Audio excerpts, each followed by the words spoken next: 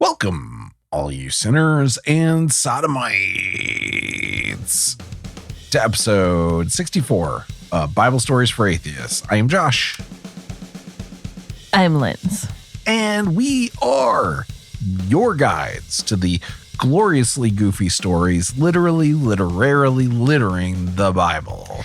You should have said the tremendously treasonous stories, literally, literarily littering the Bible. Just trying to work it in every possible way. Yeah. Like as all the different types of trees. Yeah. Like just everything in every sentence. Right. Just Elmer gluing it together. Yes. Yes. I made myself sad with that. Anyway. It's oaky. You'll be pine. Oh, God.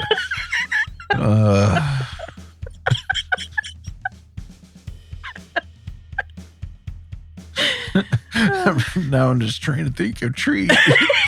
Names for trees, but I don't know any. You're being really acorny. I think we've hit the root of the problem. Oh, God. Your guys to the piously punny stories, literally, literarily littering the Bible. There you go. Yeah.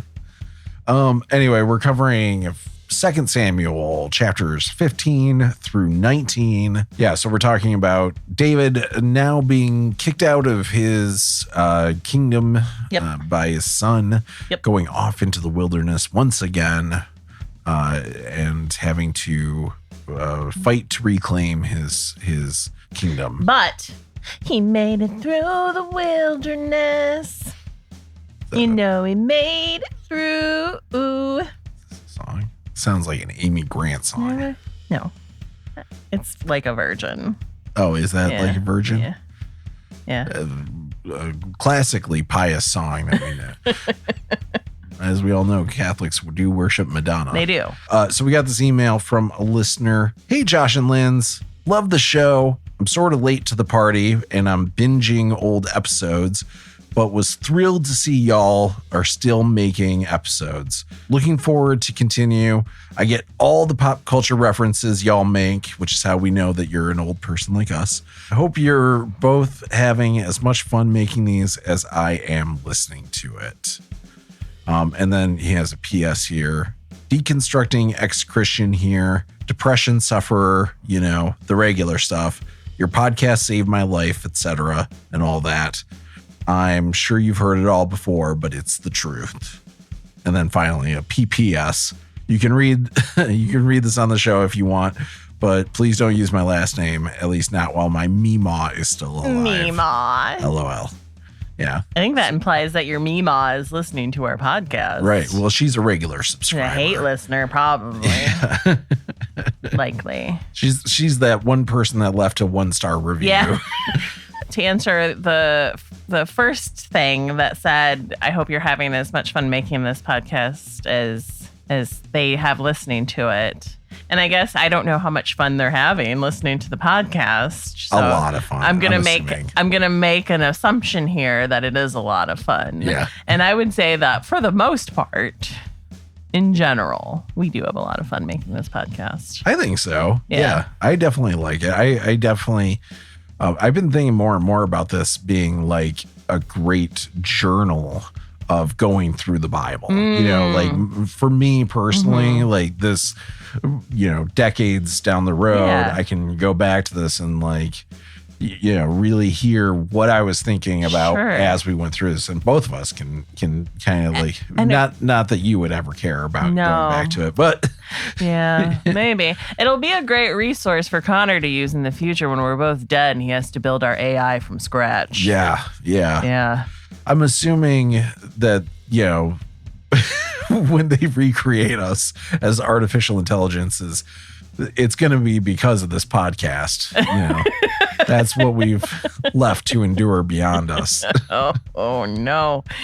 Oh, the other point I want to address is the saving my life line. Right. Which I fucking get. Because there's been a lot of times in my life where I've been going through shit and like having podcast to listen to that you enjoy is definitely like a huge distraction. It like stops all those thoughts from running through your head, you know, if you have something to listen to. Right. And reading that touched my heart in like a big way, made me cry. To think that people are being helped by our ridiculousness. Right. Is crazy. Our to stupid me. bullshit. Oh my God. Yeah. It's crazy to me to like think that is the case. So thank you for telling us that. But also, like, just to be clear, like, I don't think that we saved your life. I think you saved your life and used us as a tool to help with that. Right. And we're happy to be used by you. I am so happy to be your tool. Just put me in your tool belt and pull me out whenever you want. Especially if it's to save your life. Yeah. So, yeah, good job. Yeah, good for you. I'm glad you're here. Glad you're listening. Glad you're still with us.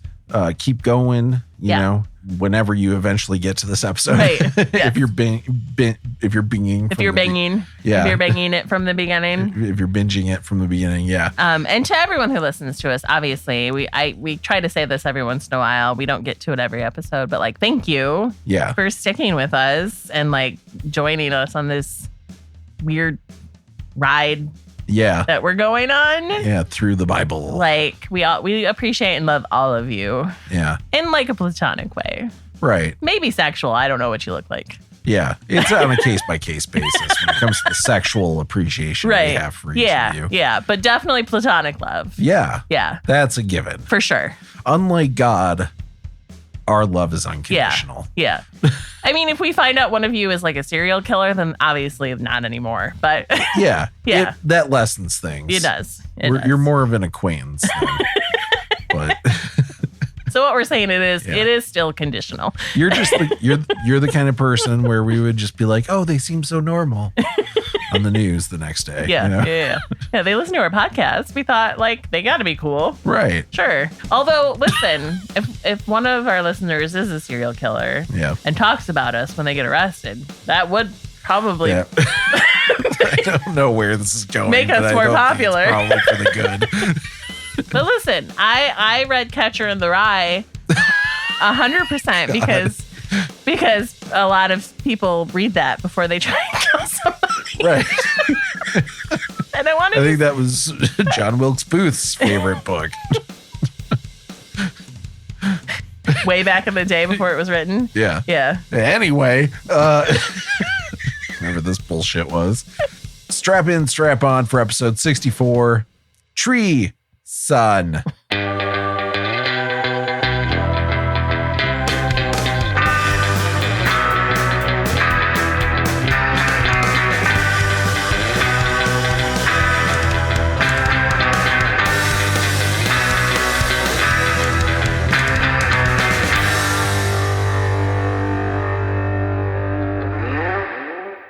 Oh, that's going to make it interesting. I don't know what you're talking about. Baby. That was a very baby one. I don't think you got anything. I did. I saw it come out of my mouth. Okay. I don't understand it. I don't understand you as a human being. I don't get it. I don't get it. You don't get. I don't get how you can even function as a person after that. Oh, I thought you meant just in general. Well, that too. It's easier to do alcohol for you. No, they both make me pretty sleepy. I think I'm an upper sort of girl, but all of those are illegal. You want to do cocaine before? No. The episode? Could you imagine? Could you imagine me on cocaine while we're doing these episodes? No. Could you imagine me? Let's talk about Israel. Let's talk about Israel and Judah. Sound like the fucking guy with the red face. Yeah. Alex Jones. Alex Jones, yeah. Israel is turning the freaking frogs gay. You imagine me at all? On cocaine? On cocaine? No. I don't know. I imagine it would just be a lot of cleaning.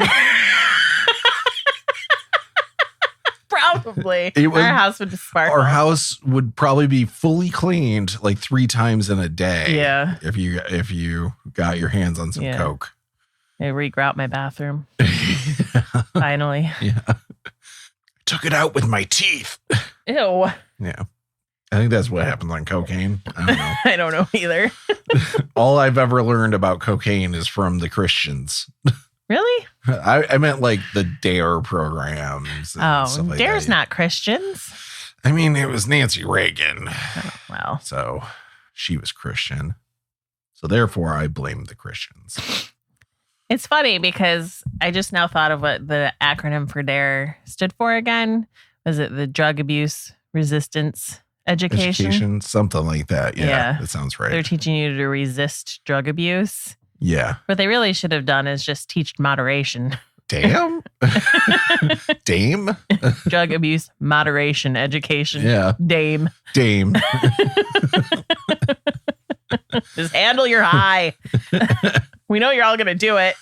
What was the line? And then wear these shirts, ironically, while you're yeah. I don't know about you because you're a whole 3 years older than me.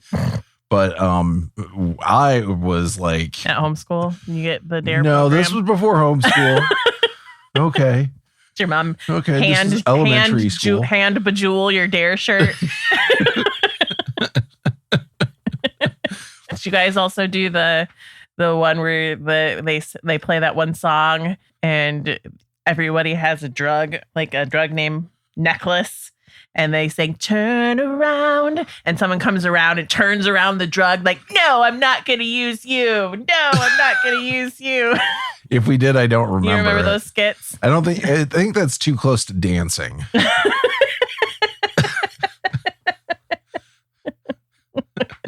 Turning around when a song tells you to.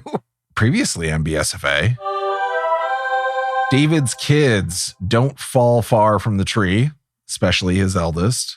Amnon rapes his half-sister Tamar. Yep. Tamar's whole brother, Absalom, waits 2 years for quote-unquote revenge just to have his servants stab Amnon when he's drunk at a party. Absalom goes into exile in his mother's homeland for a few years before coming back and getting forgiven by David, only to turn around and stage a coup, overthrowing David and driving him back into the wilderness where he last hid from Saul before he was king. Right. And that's where we're picking up. Yeah. David is back in the wilderness. It's crazy to me that his kid was able to like force him out like that so easily. Yeah, it was very abrupt. Yeah. So very clearly, like we called this out very clearly, like there's stuff missing. Yeah. There's stuff that's supposed to be there and it's not. Yeah.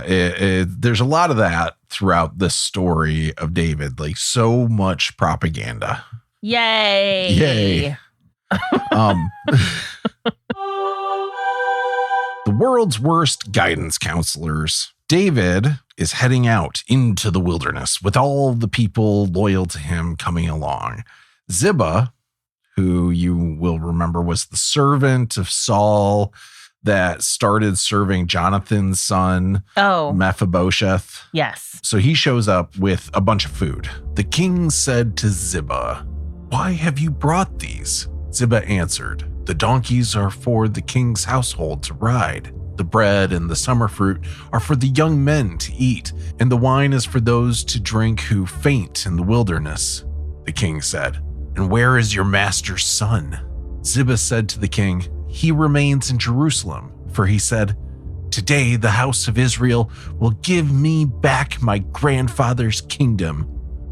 Then the king said to Ziba, "All that belonged to Mephibosheth is now yours." Ziba said, "I do obeisance. Let me find favor in your sight, my lord the king." So Mephibosheth was was not very loyal to David. No, so he stayed, saying that he was going to get the land back. Yeah, because Israel, the northern kingdom, is going to deliver that for him. So this is another thing where I feel like it was not very clear in the last episode when, like we said, it was just all of a sudden Absalom is going to come take over the country and everything. Right. It sounds like these little clues are indicating that the northern kingdom of Israel is supporting Absalom, while the southern kingdom of Judah is supporting David, which David is from the tribe of Judah. Right. So obviously they're going to try and support him. But Absalom yeah, must have promised Mephibosheth his land back. Or Mephibosheth is just like, well, this is going to lead to me getting my land back. But but hold on. But David gave it back to him. Yes. Yeah. Yeah. Yeah. That's true. Yeah. It's already his. Yeah. Unless he was literally like all of my grandfather's. No. Maybe grandfather? Yeah. Grandfather Saul. All of my grandfather's kingdom will soon be mine. Meaning like he thinks this family is gonna like burn their own legacy to the ground through this. Maybe. So maybe he's not picking a side. Maybe he's just kind of hanging back and being like, yeah, let's see what happens. Yeah. Yeah. My guess is everything will come out Mephibosheth.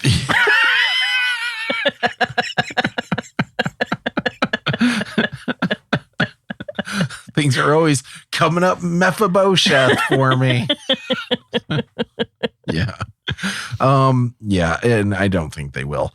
But what? And then just a reminder, you remember how Joab killed Abner, who was Saul's commander that was going to defect? Yes.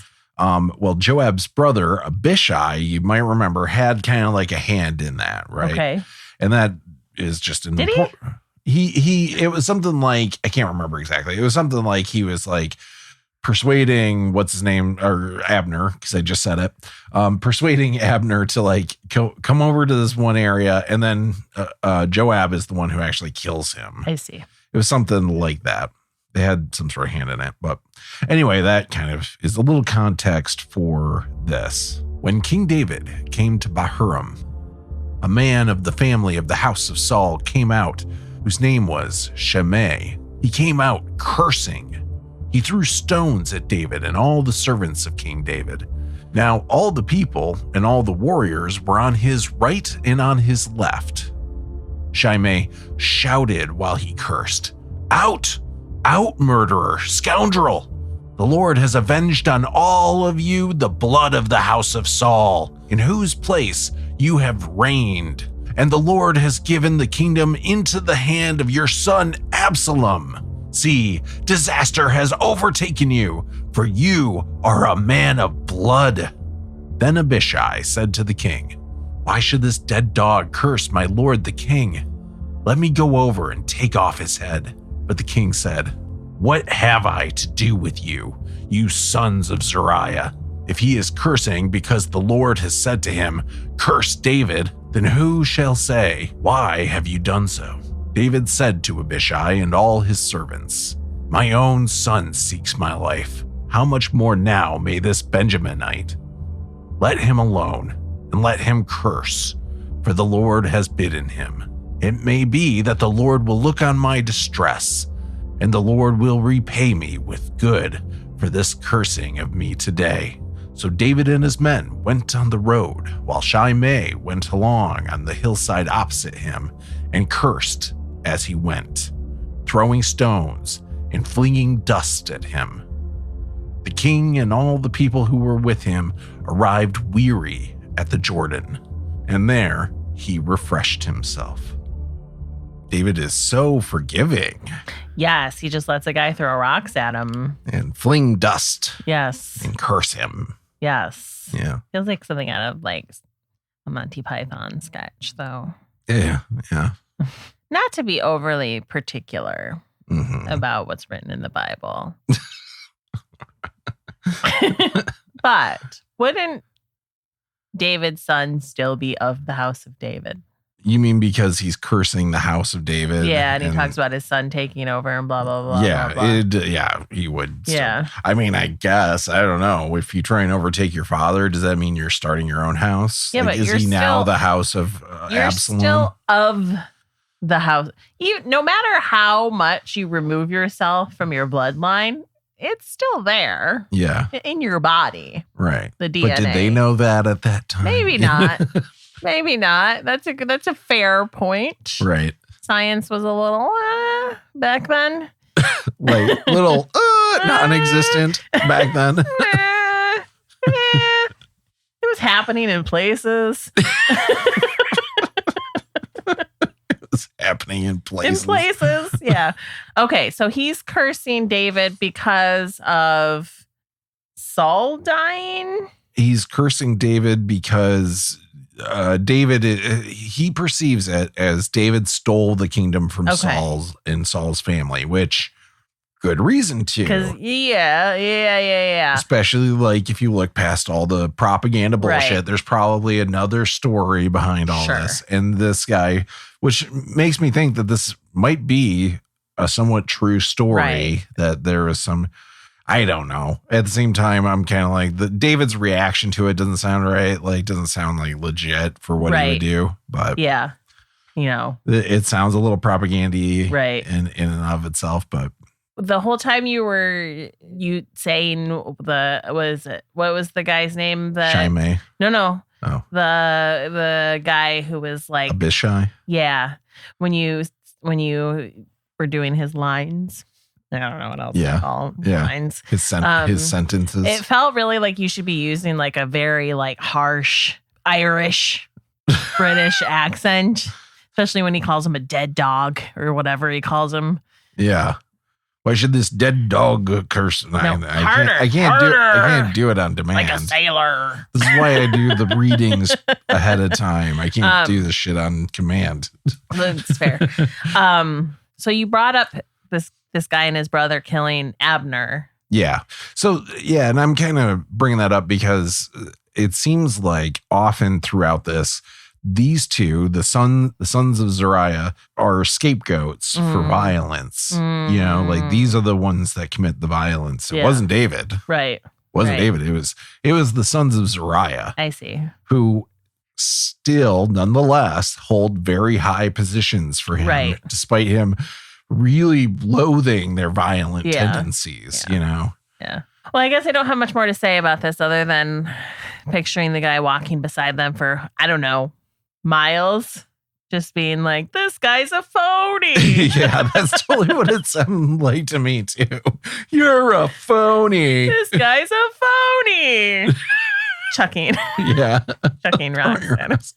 And that's God telling him to damn. Yeah. Where the fuck is God, by the way? Yeah. Like why isn't God coming down to damn him? He worked so hard to like get David into where he's at and like took care to like make sure it was him and stuff like that. And then now all of a sudden he's just gone. Yeah. Now that his kid has come to overthrow him, like where the fuck?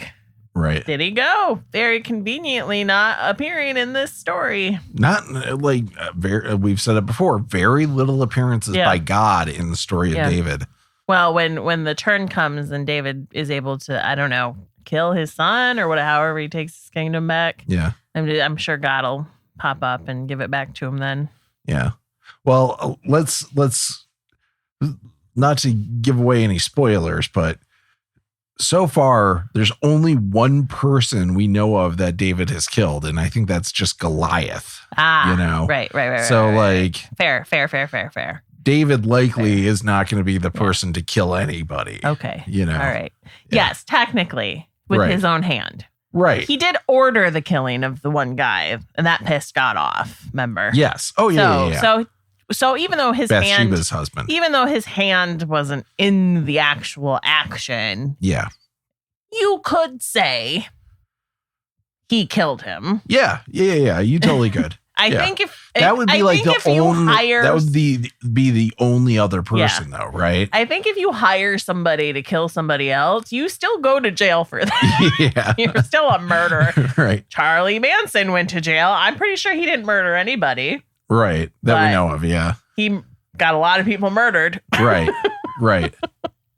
No, I agree. Like, you're not still to compare responsible David for to it. Charles Manson, but sure hurts. All right. A little less LSD, but maybe not none. Just as many ladies. Maybe just doing mushrooms. Anyway, in the last episode, right at the end, there's this quick thing about David asking his friend Hushai to be a spy.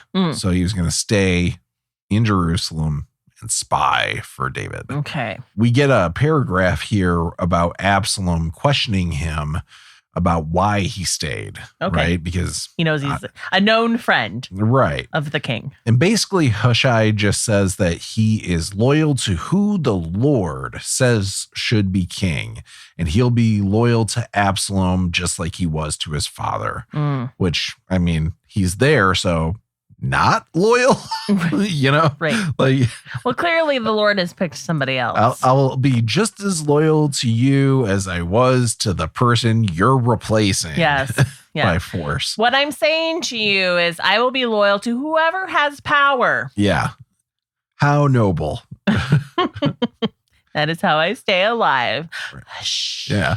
He's basically the Lindsey Graham of the time. Then Absalom said to Ahithophel, "Give us your counsel. What shall we do?" Ahithophel said to Absalom, "Go into your father's concubines, the ones he has left to look after the house, and all Israel will hear that you have made yourself odious to your father, and the hands of all who are with you will be strengthened." So they pitched a tent for Absalom upon the roof, and Absalom went in to his father's concubines in the sight of all Israel. Now, in those days, the counsel that Ahithophel gave was as if one consulted the oracle of God. So all the counsel of Ahithophel was esteemed both by David and by Absalom. Did you look up how to pronounce that guy's name? Ahithophel? Yeah. No, I just assumed I'm doing it right. Okay. It feels wrong, but it also might be very right. Ahithopel.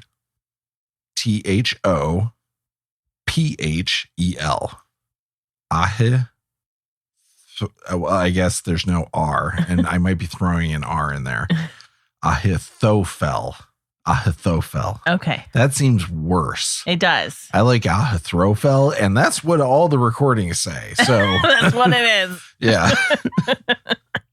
Okay. So Ahithophel. As we've learned in previous stories, going in and visiting, quote unquote, visiting your father's concubines is a very bad thing. Yeah. This is, going in to your father's concubines. Yeah. Because that's what pissed Abner off. Is that why he left? That's what, I can't remember his name, but the kid who is the other son of Saul, who accused him of going into his concubines. Yes. Yeah. That was what pissed off Abner. Yep. Oh, that's right. Abner going into his father's. I see. That's right. His dad's special ladies. Right. Yes. Specifically just one of them, though, I think. Yeah. So the idea here is that Absalom is going to go visit his father's concubines. Yeah. And everyone in Israel will see. Yeah. Because what are they just all standing around the house? I guess. There he goes. Is there paparazzi back then? Is it literally like there's a handful of people standing around watching everything that happens and then they just yell it back and then there's a whole chain of people just yelling backwards? Or are there small children running around like little newsboys from the late 1800s telling all of extra? Yeah. Absalom goes into his father's concubines. Yeah. I don't know why they have that accent. I don't know. That was very like Lower East Side New York in the 1900s. Yeah. But yeah, I actually had a note that it reminds me of the Beatles' final live performance on the roof. Oh yeah. But minus the sex stuff. Why did they pitch a tent if he was going in to visit the concubines? Don't they have their own little area? I assume. You keep saying visit the concubines. That's not what it says, though. It says go in to your father's concubines. I'm using the phrase visit. Oh, okay. As a euphemism, Joshua. Okay. Because it's not like they want everybody to see it. I know. But still, why a tent? Right. Why? I mean, just set up a whole harem tent. Yeah. Porno just letting everybody hear him. I guess. Have sex with the concubines. Weird. Yeah. So weird. I mean, it is fucking weird. It's no. I mean, we don't know that they're fucking weird, but it is fucking weird. Yeah. I hate that concubines are used as like a way. They're make yourself odious. Fucking tool. Yeah. Yeah. It's ridiculous. Again. Props. Anybody, come at me, bro. And with women are important in the Bible. Yeah. These two women in these two spots. That's why. Okay. All right. Yeah. Okay. Fucking stopped clock is right twice a day. So. Also, if I remember correctly, it was 10 concubines that got left. Concubines. They really missed an opportunity there. I'm going to stop calling it concubines. Concubines. He went into the concubines. Anyway, I think it was 10 concubines that got left. So, did he have to have sex with all 10 of them? I mean, one would be fine. Well, and how pissed are you that David left? Yeah. And then he was still like, you guys stay and make sure the house is still fucking clean. Right. Like, fuck you, dude.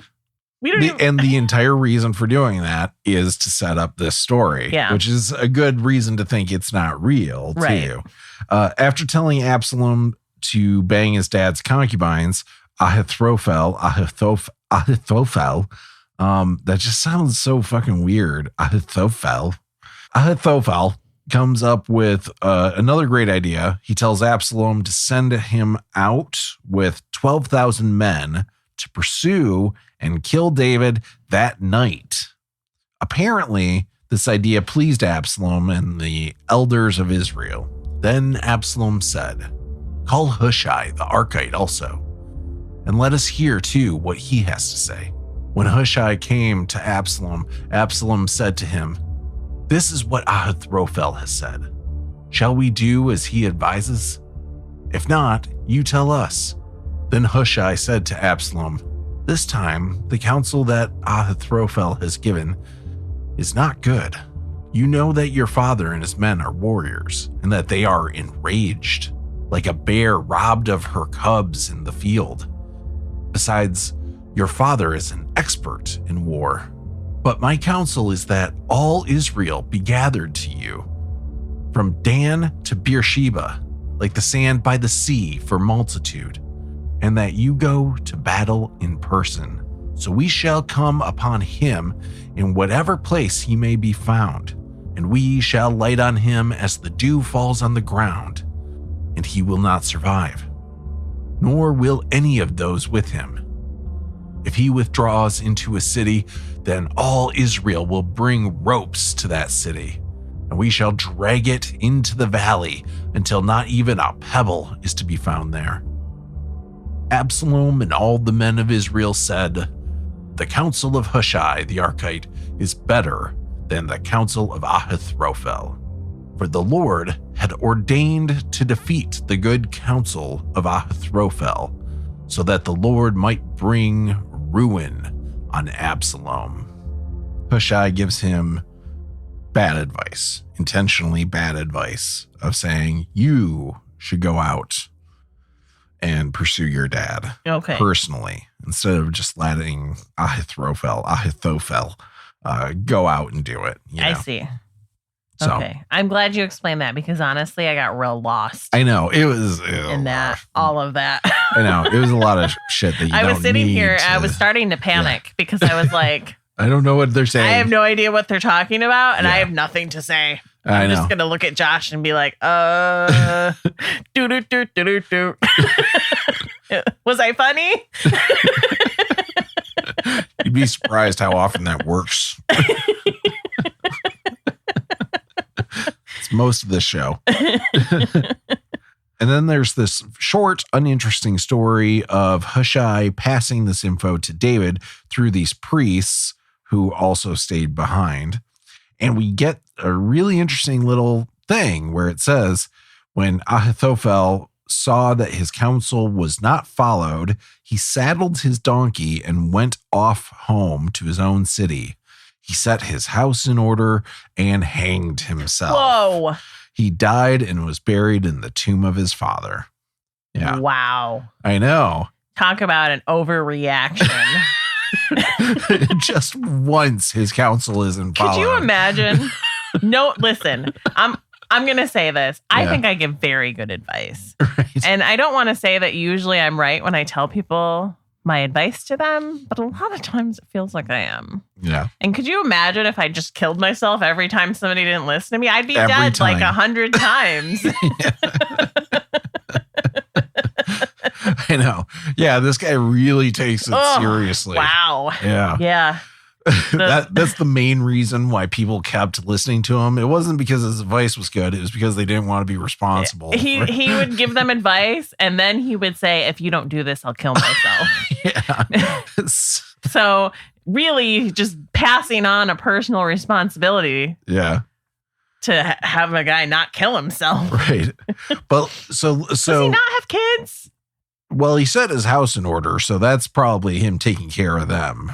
Because like anybody who has kids knows they don't fucking listen. Yeah. So I don't know what he was going to do there. Yep. But so yet again, this is another time where God is making sure that they listen to the other guy, Hushai, instead of Ahithophel, instead of listening to him. So therefore, God caused this guy to commit suicide. Right. I'm just like, it's God knew it was going to happen because God knows everything. Picturing this guy like riding down the side of a road on his donkey with like the sad Hulk music. The whole ride home. Yeah. He's walking. He doesn't even have a donkey. He's like trying to hitchhike. Just like the Hulk. For some reason, it's not like this guy is very hulky. Yeah. And Absalom is going off with the troops to find David. So that's kind of how we leave off with this, is Absalom is going off with them to find David. And kill David. And kill David. Yeah. Yeah. Kill his dad. Yeah. Even though he already has control over. What a weird, like when you think back to everything that's happened. Yeah. Does it make sense that he wants to just kill his dad? As opposed to like not wanting to kill his dad? Yeah. I mean, honestly, okay, let's think about it in the broad stroke of things, right? Yes, his brother raped his sister, and his dad didn't really do anything about it, I guess, right? Not really. So then he kills his brother out of revenge, and they say. And then so David gets mad, yeah, and kicks him out. He could have killed him. He's got extras. Well, he fled. Yeah. And David didn't pursue him immediately. Right. And then he missed his kid, invited him back, didn't talk to him for a couple years. But I guess maybe he's got a good reason to probably kill his dad. Yeah. Yeah. Yeah. And that's the thing is People have killed their parents for less. Yeah. And that's the thing when Absalom kills Amnon, like I really get the feeling it wasn't about Tamar at all. It was about him trying to overthrow David. I see. Is the impression I get. I feel like he could have done this without killing Amnon, though. Well, Amnon was the next in line. I don't know that matters because he's not the one directly after Amnon anyway, right? Isn't he like fourth in line? No, he's third. There would be one other. Right. But that's the one where like his name changes in different genealogies and we never actually hear about him again. So there's just this one that like... But he's next in line. Yeah. But he never comes up again. Right. For some reason. It's just some weird missing thing. Yeah. Yeah. Okay. And maybe it was that the kid died at some point or something like that. Sure. Sure. It was that time. Yeah. It could have been, and that story just got taken out or lost at some point, but who knows? That's the thing that bugs me about this, I think, is you start getting into it. And there's some real questions. Like when you really start getting into it, like, well, what the fuck? Why is it that it would go to him? Right. Why is it that it's going to end up going to Solomon, who's like 8th in line, or 9th in line and stuff? And it's like, well, we just don't have the answers, and we probably never will. Sure. Well, not at this point. No. Yeah. They're not coming back anytime soon, the answers. Hanging around this town on a corner, David is ordering the men to march into battle with Absalom's army. The king said to the men, I myself will also go out with you. But the men said, you shall not go out, for if we flee, they will not care about us. If half of us die, they will not care about us, but you are worth 10,000 of us. Therefore, it is better that you send us help from the city. The king said to them, whatever seems best to you, I will do. So the king stood at the side of the gate while all the army marched out by the hundreds and by the thousands. The king ordered Joab and Abishai and Ittai, saying, deal gently for my sake with the young man Absalom. And all the people heard when the king gave orders to all the commanders concerning Absalom. Interesting, isn't it? Yeah. It's very propaganda-y. Yeah. This is a supercharged propaganda. Well, and in what other film, book thing have you seen like a king who's like set his mind on going out and leading his army, where the army's been like, no, no, stop, we can't let you do, and him being like, oh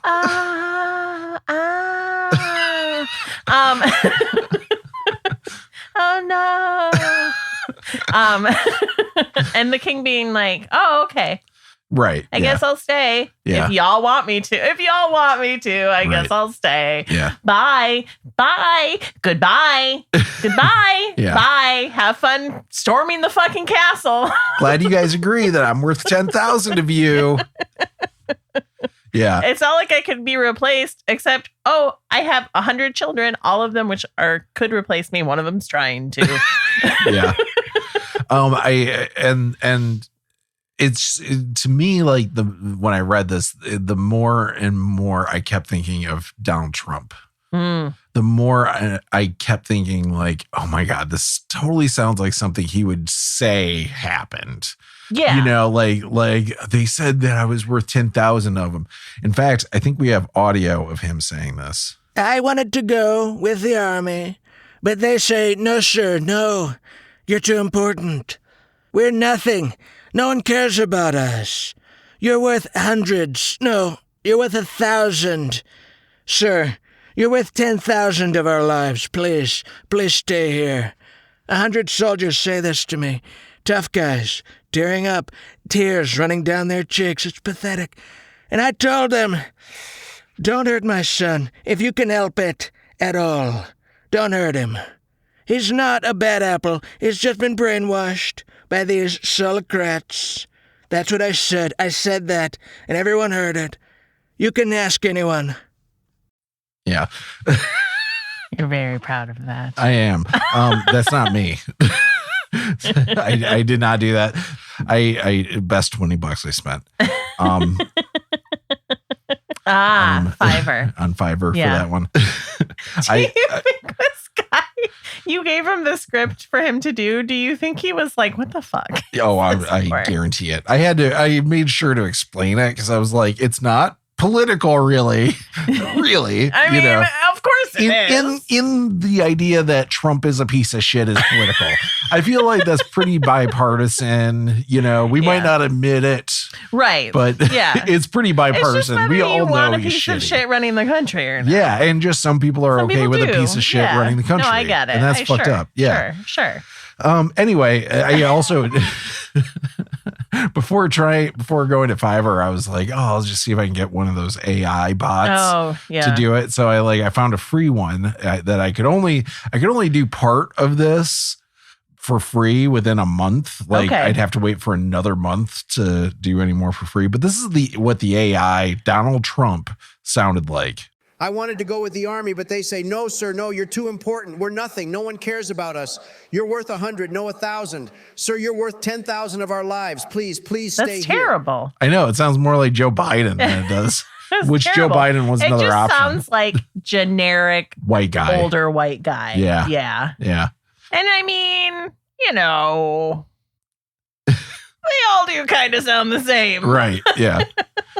But at the end of the day, this is really stood out to me as a very Trumpy thing of going back and being like, oh, they said, I was worth 10,000 of them. And and I told everybody that don't hurt my son. Right. Which Eric. That's this is basically going to be the downfall of Eric. Poor Eric Trump. So the army went out into the field against Israel, and the battle was fought in the forest of Ephraim. The men of Israel were defeated there by the servants of David, and the slaughter there was great on that day, 20,000 men. The battle spread over the face of all the country, and the forest claimed more victims that day than the sword. Absalom happened to meet the servants of David. Absalom was riding on his mule, and the mule went under the thick branches of a great oak. His head caught fast in the oak, and he was left hanging between heaven and earth, while the mule that was under him went on. A man saw it and told Joab, I saw Absalom hanging in an oak. Joab said to the man who told him, What? You saw him? Why then did you not strike him there to the ground? I would have been glad to give you 10 pieces of silver and a belt. But the man said to Joab, Even if I felt in my hand the weight of 1,000 pieces of silver, I would not raise my hand against the king's son. For in our hearing, the king commanded you and Abishai and Ittai, saying, For my sake, protect the young man Absalom. On the other hand, if I had dealt treacherously against his life, and there is nothing hidden from the king, then you yourself would have stood aloof. Joab said, I will not waste time like this with you. He took 3 spears in his hand and thrust them into the heart of Absalom while he was still alive in the oak. And 10 young men, Joab's armor bearers, surrounded Absalom and struck him and killed him. Then Joab sounded the trumpet, and the troops came back from pursuing Israel, for Joab restrained the troops. They took Absalom, threw him into a great pit in the forest, and raised over him a very great heap of stones. Meanwhile, all the Israelites fled to their homes. Now Absalom, in his lifetime, had taken and set up for himself a pillar that is in the king's valley, for he said, I have no son to keep my name in remembrance. He called the pillar by his own name. It is called Absalom's Monument to this day. I'm sorry. You seem to find that one amusing. It's just... He was riding a donkey under a tree and his fucking head got stuck on branches. I know that my note for this is how is he hanging? In what way? How long was he just hanging there? How does that happen? good. And is he just like, did he just like go limp?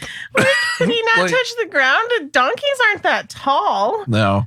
Like if he's sitting on a donkey and He's his head gets this is stuck how in we find out that branches, he's like Lord Farquaad of Shrek. like assuming that like you could just stand up and get yourself out of the fucking tree. Yeah. Who gets their head stuck in branches? And then the donkey just keeps on walking and he's just like, oh. Donkey's just staring back at him. The donkey's waiting for him to die too. And then Joab's like, I mean, he's stuck. Kill him. Yeah, why didn't you kill him?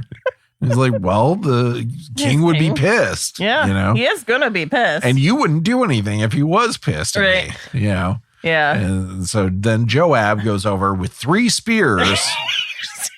Can't stab the guy stuck with his head stuck in a tree. Yeah. Yeah. Oh man. I know. I don't know how Absalom couldn't have gotten himself out of that. You know? 100%. Like, And the only thing is like, how do you get your if head like stuck in that some of his situation? clothing or something maybe got stuck, like that's the only thing I could think of. It But- seemed pretty clear to me that his head got stuck in the tree. It doesn't make any sense. He had like a bobblehead. Yeah. Barely. He looked like a Funko Pop figure.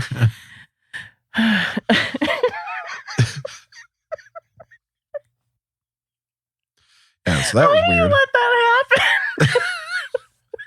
You can't just be like, oh, branch and duck. What do you do? What was he doing? Texting? This is why you don't text and donkey ride. Yeah. You might get your head stuck in a fucking tree and then Yeah. get speared to death. God damn it. My grandma always said this to me. And Oh, man. yeah. It's so stupid. I can't believe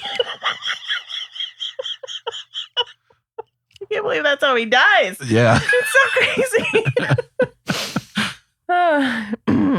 Yeah. It is a little bit ridiculous because right after that, we do get a ridiculous story about a foot race between 2 messengers to go tell David about Absalom. Who wants to get there first? Yeah. I would be like, is this the world's slowest race? Yeah. It's like whoever, like, it doesn't seem like something you would want to win. Right. But Right. yet there is a race for some Yeah. reason, for no reason. Like they never explain why this happens. Yeah. That there's a race between 2 messengers to tell him. And yet there is. Okay, so wait, we're going back a sec. Yeah. After Absalom dies, we get this very brief sentence about him making his own monument. A pillar. Yeah. In the pillar. King's Valley. And I know the Bible says it's still there. I mean, at the time that people were reading Yeah. this first, it But probably is this would an have actual thing that still exists? I doubt it. Okay. I doubt after all the times Jerusalem has been sacked over the years that they still have this. But Yeah. I don't know. They could. Yeah. Just a pillar. Absalom's I'm not pillar. looking up every single artifact that the Bible calls out. How dare you? Yeah. The stones, the great heap of stones, though, that's still there. Yeah, to this day. To this day. Yeah. Yes. In the forest. I liked how the started off in the first That the paragraph. forest takes as many people as the sword. Yeah, The claimed more. sword? The forest claimed more victims that day than the sword. Yeah. What's It's going on in that epic, forest? Epic, right? Well, it's the trees. Where are the trees? They They all move. they all got caught in the branches. Oh my God, there's a bunch of bodies hanging from Yeah. the trees. Those ents. Yeah. That's what I kept thinking too. Is Yeah. like, is it like the tree people from Lord of the Right, Rings? yeah. Anyway, so there's that pointless story of the foot race between the 2 messengers to tell David about Absalom, and then we get this line where it says, "The king was deeply moved and went up to the chamber over the gate and wept. And as he went, he said, 'Oh, my son Absalom, my son Absalom, would I had died instead of you, oh Absalom, my son, my son.'" Well, he had the opportunity. He could have very easily died. Yeah. I mean, he could have just killed himself and the whole thing would Would've just been go over. to Absalom. Yeah. You know? Yeah. But he Yeah. didn't No. because No. How could he possibly have ordered his own son to be killed? See how broken up he was over this, Right. you know? Yes. Absolutely. Absolutely.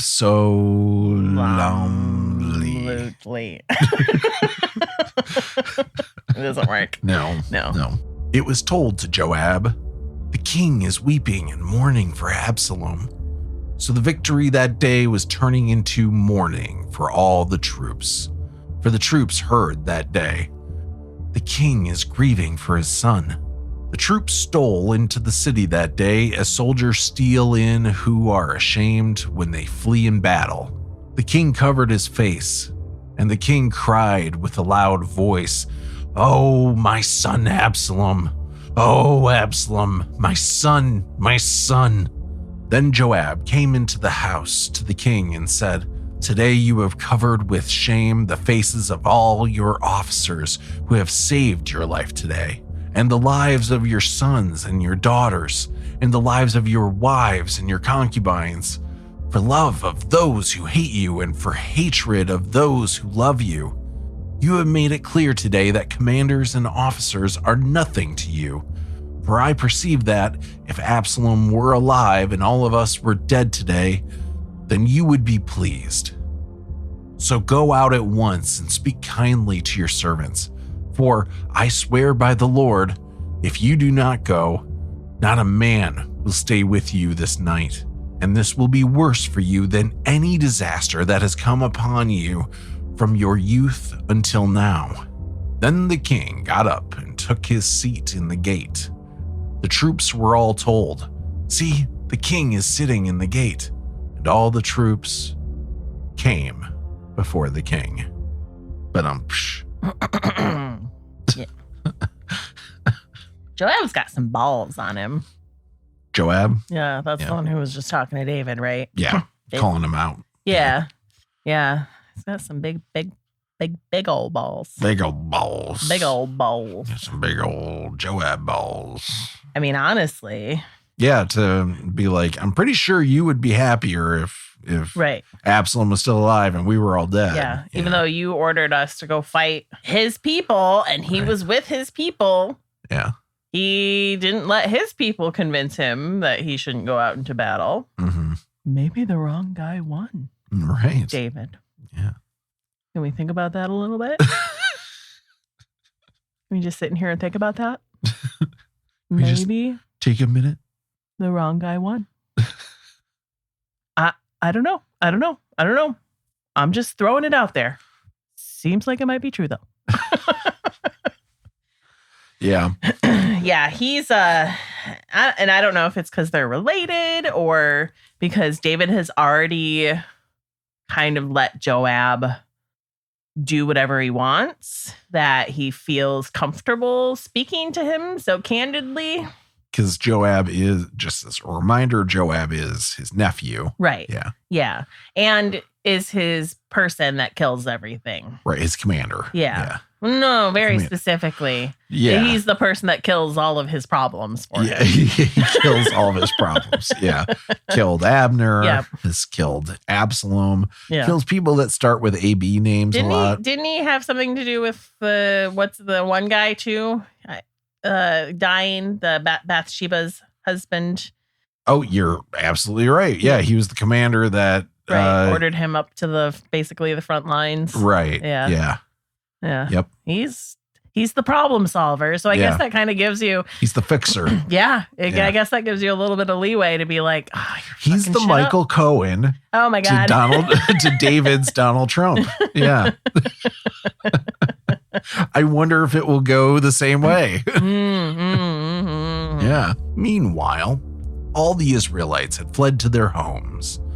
All the people were disputing throughout all the tribes of Israel, saying, "The king delivered us from the hand of our enemies and saved us from the hand of the Philistines. And now he has fled out of the land because of Absalom. But Absalom, whom we anointed over us, is dead in battle. Now, therefore, Why do you say nothing about bringing the king back? So this doesn't really make any sense. But basically what's going on here, and there's a little bit of a hint to it in the last verse too, is that there's, tension now between the North and the South.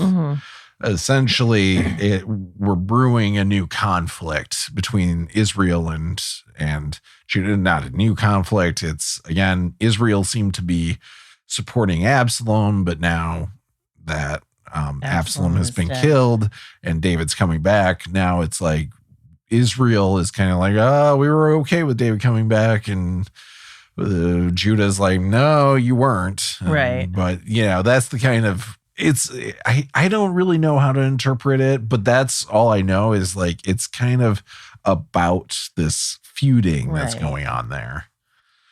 So yeah, it's a constant thing throughout the history that the Bible gives you about the two kingdoms. There's this rivalry that's always going over which one is going to have their king in power, right? Whether it's Israel's or Judah's. So, and then Joab is apparently fired. Oh, apparently, but we don't get that. Yeah, we don't actually get that. All that we hear is that Amasa, the person Absalom had in place as commander of the army, stays on as commander of the army. Of course, David is related to him as well. I can't remember exactly what the relationship is, but they also are somehow related.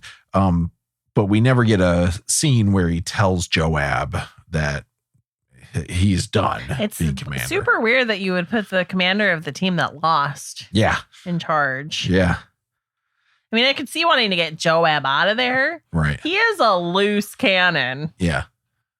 It might be, if you think about it, it might be a way of appeasing the North, of saying, like, you guys really like this guy. I'll keep him on as like my vice president, kind of, but we're not going to, Yeah. What this does do is free up Joab to do even more. I don't know if we get more Joab after this. Oh, we do. But in the next episode. I feel like it frees him up to do even seedier hands-on work. Right. Wet works. Yeah. Doing more hits for David. Yeah. Yeah. Yeah. It's another thing though, where there's a lot going on that we're not hearing about. Yeah. Yeah. And then the guy that was heckling David earlier shows up again. Okay. Shimei, son of Gera, fell down before the king as he was about to cross the Jordan and said to the king, "May the Lord not hold me guilty or remember how your servant did wrong on the day my lord the king left Jerusalem. May the king not bear it in mind, for your servant knows that I have sinned. Therefore, see, I have come this day, the first of all the house of Joseph, to come down to meet my lord the king." Abishai, son of Zeruiah, answered, "Shall not Shimei be put to death for this, because he cursed the Lord's anointed?" But David said, "What have I to do with you, you sons of Zeruiah, that you should today become an adversary to me? Shall anyone be put to death in Israel this day? For do I not know that I am this day king over Israel?" The king said to Shimei, "You shall not die." And the king gave him his oath. So he's showing grace and kindness to this guy yet again. And it's interesting that Shimei, like, oh, you won? Oh, sorry. Yeah, my bad. Sorry about that. Sorry about that. Sorry, yeah. Sorry, not sorry. Sorry, I hit you with that rock. Yeah. And all that sand and dirt and dust. I threw the dust, but if you notice, dust doesn't go very far. So it like just kind of floated in the air around you. Right. I never actually hit you with any dust. Just the rocks. Just to be clear. My bad. I thought your kid was going to win. Yeah. I was wrong. Didn't realize that he was going to get his head stuck in a tree.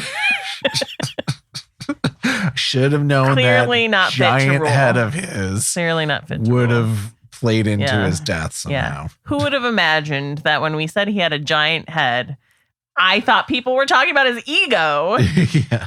Turns out it was both things. Right. Ego and literally giant head. Well, you remember how they said that he was the best looking person in all of Israel, yeah. right? Yeah. Well, they loved big heads. Yeah. Is their thing. That was big butts for them. Yes. The bigger the head, the bigger the brain. Yeah.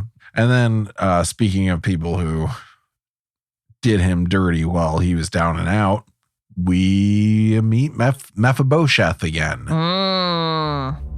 Mephibosheth, grandson of Saul, came down to meet the king. He had not taken care of his feet, or trimmed his beard, or washed his clothes, from the day the king left until the day he came back in safety. When he came from Jerusalem to meet the king said to him, "Why did you not go with me, Mephibosheth?" He answered, "My lord, O king, my servant deceived me. For your servant said to him, 'Saddle a donkey for me so that I may ride on it and go with the king, for your servant is lame.'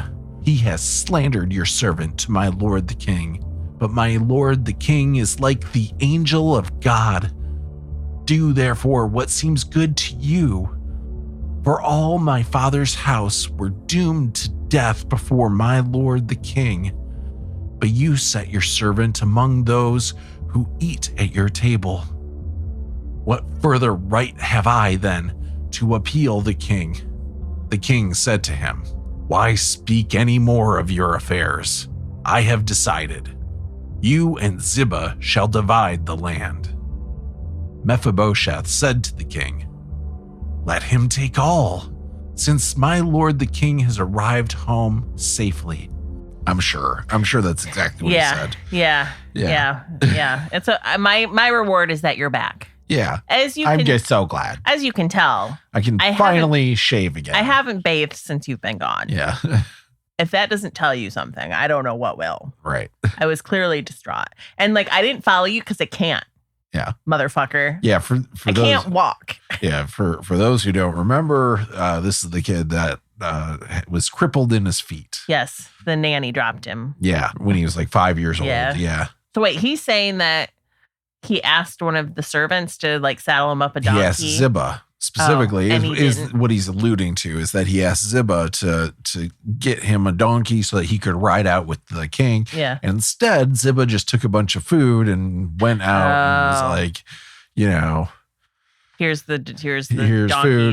And Mephibosheth is like, "Oh, I'm gonna get my grandfather's land back." Yeah. And and he's now saying that was all a lie. I see. Right. But David can't figure out, I'm guessing is the issue, is David can't figure out which one of them is telling the truth or not. So he's like, you guys can just split the land. Yeah. Yeah, I don't care. I'm just ready to be done with this. Right. Could you please go away? I've got my own shit going on right now. Trim your nails. Yeah. They're freaking me out. Yeah. Let's take care of those feet. Yeah. And then there's an interesting paragraph at the end of the chapter.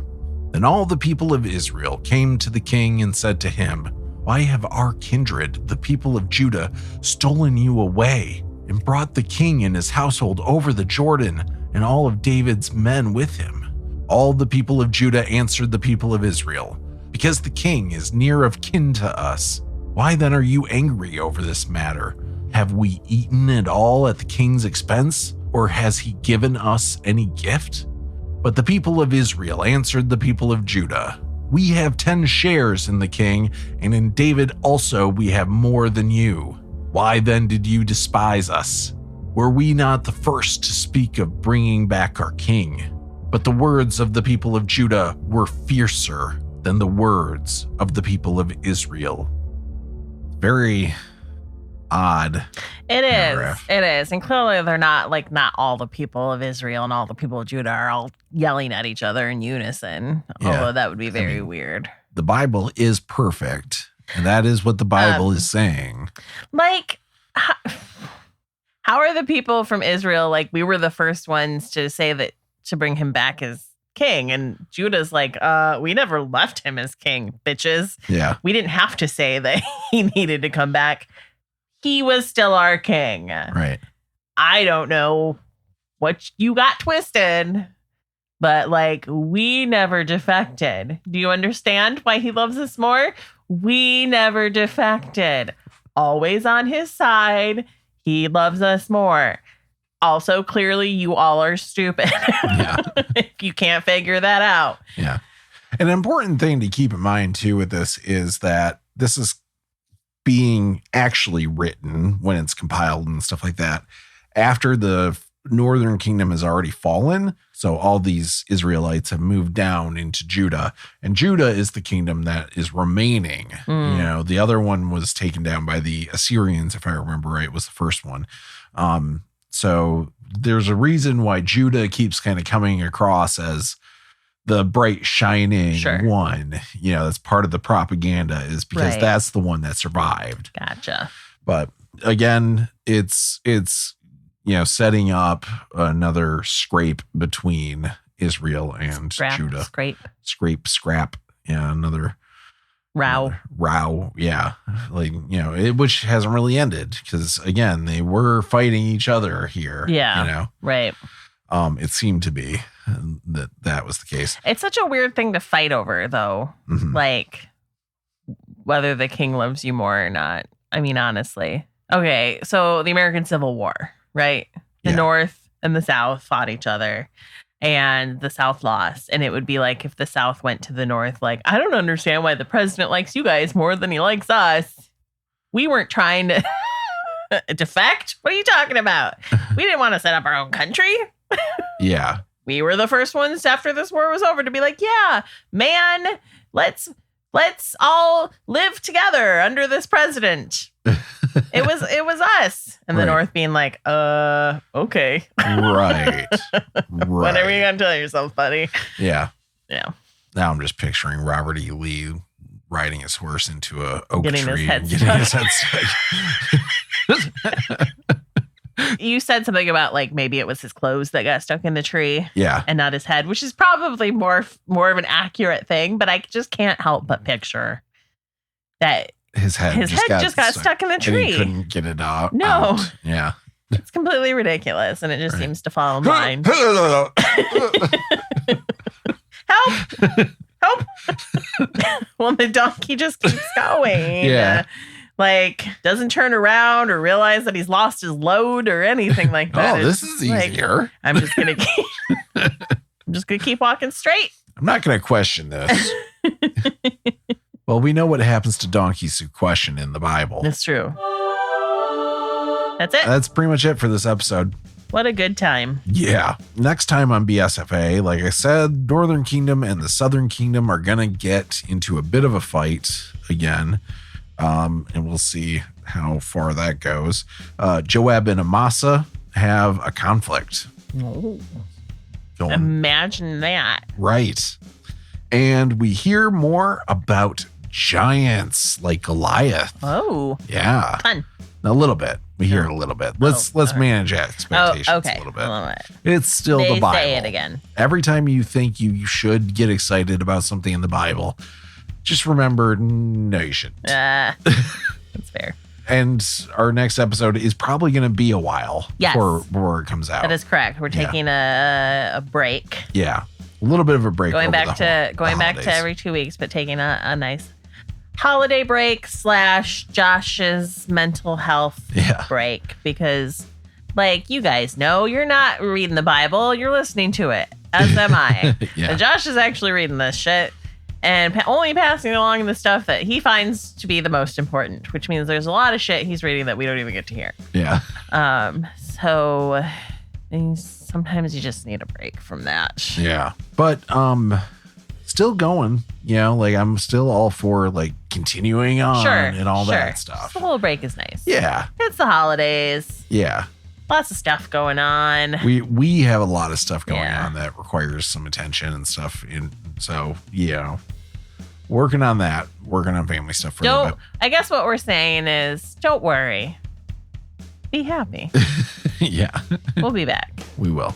So yeah, and then also make sure to stay tuned for a holiday special. We've got some ideas for one, but we're definitely going to be doing something around that coming up soon. So, so keep with it. I'll probably also be posting some re-releases, and I always like to do little intros to those between now and then. So we'll be in touch. Yeah. We'll be here. Yeah. You can always hit us up on Reddit. Yeah. If you miss us too much. Right. We're there. Yeah. Stalking y'all like a bunch of creepers. Creepy creepers. Yep. With that, they all live miserably ever after.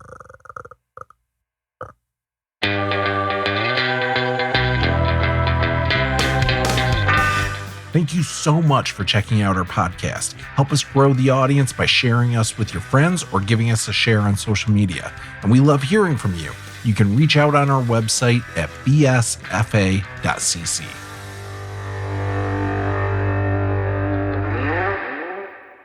Yeah, I thought you generally just meant be careful in life of trees. Oh, well, yeah, obviously they're a danger. Yeah. As we all know. That's why you have to hug them. Or they'll kill you. Hug trees before they hug you to death.